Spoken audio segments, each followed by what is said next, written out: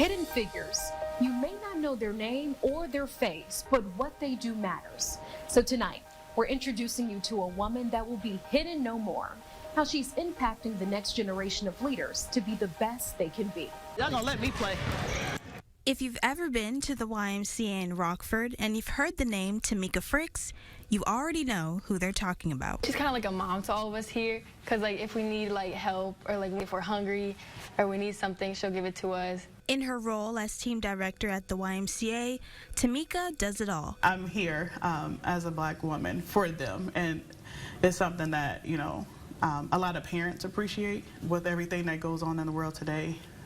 They want to know, like, okay, I know, you know, this is a woman of color. She's going to be there for my child. She's going to treat my child like, you know, she has them. They're her kids, and it means a lot. Growing up, Tamika faced one of her biggest challenges.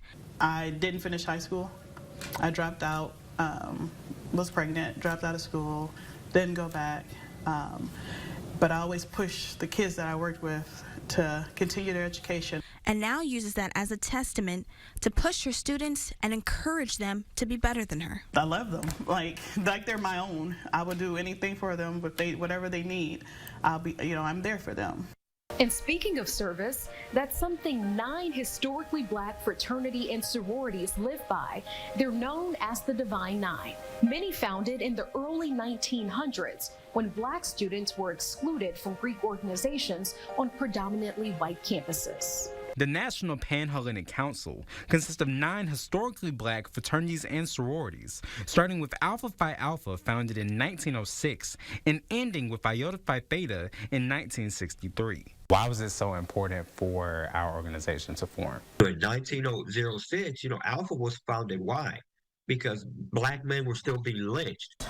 You're looking at the Klan running rapid. Our founders endured a lot. It takes a lot, I can imagine, to walk past, you know, the head of the Ku Klux Klans every day. At that time, there were a lot of course, white fraternities and sororities, and there was no way for the black voice on the campus to be heard. Founded on college campuses with the principles of not only brother and sisterhood, but education and service to all. More than 100 years later, these organizations are still actively working. Why is service in your community something that is important, and why do all these organizations care so much about it? Well, if you look at the civil rights movement, and our late brother, the Honorable John L. Lewis, who encouraged all of us in Sigma to get into good trouble, he encouraged us to fight the fight for equality. We need dedicated people, organizations, you know, to tackle the issues that we face. You have to work twice as hard, do twice as much, you know, as a white person to receive the same recognition. I think with Zeta, we show that with many hands make light work. No matter the colors or the letters, each group representing one big family. Don't go away, because when we come back, we're turning up the heat. The black business owner creating meals made for the heart and soul, but serving up much more to benefit his community.